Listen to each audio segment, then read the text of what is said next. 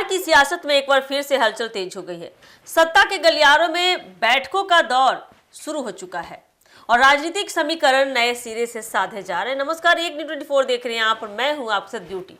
देखिए, राज्यसभा की 5 सीटों के लिए चुनाव कार्यक्रम की घोषणा के साथ ही राजनीतिक तापमान चरम पर पहुंच चुका है।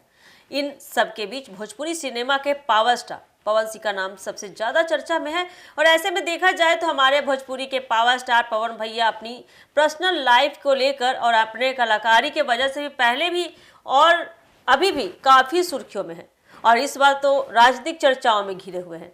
सवाल यही है कि क्या भारतीय जनता पार्टी यानी कि बीजेपी उन्हें राज्यसभा भेजकर पुराना संकेत अब हकीकत में बदलेगी। 26 फरवरी 2026 से नामांकन प्रक्रिया शुरू हो रही है।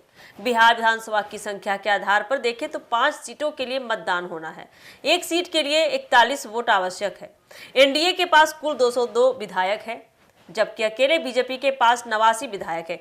ऐसे में बीजेपी की 2 सीटें लगभग सुरक्षित मानी जा रही है। सियासी गलियारों में चर्चा है कि एक सीट पर नितिन नवीन और दूसरी पर पवन सिंह के नाम पर विचार हो सकता है।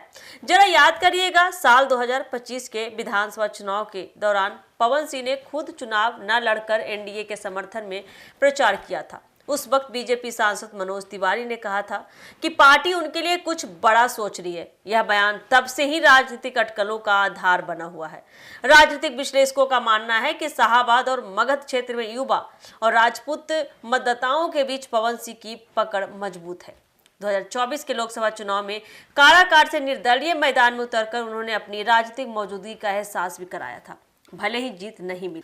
अब सबकी नजर इस बात पर टिकी हुई है कि क्या पार्टी यानी कि बीजेपी नेतृत्व पवन सिंह को राज्यसभा का टिकट देकर उन्हें राष्ट्रीय राजनीति में नई भूमिका देगा या फिर अंतिम समय में कोई और नाम सामने आएगा। अगर पवन सिंह को मौका मिलता है तो यह न सिर्फ उनके राजनीतिक कैरियर का बड़ा मोड़ होगा, बल्कि बिहार में जातीय और युवा समीकरणों पर भी इसका दूरगामी असर पड़ सकता है।